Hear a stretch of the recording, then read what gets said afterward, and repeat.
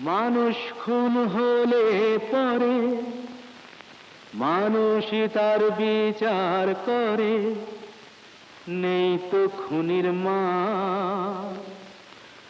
তবে কেন পায় না বিচার নিহত গোলাপ? বৃন্ত থেকে ছিঁড়ে নেয়া নিহত গোলাপ।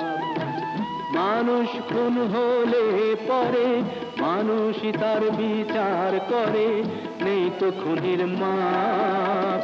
তবে কেন পায় না বিচার নিহত গোলাপ? বৃন্ত থেকে ছিঁড়ে নেয়া নিহত গোলাপ।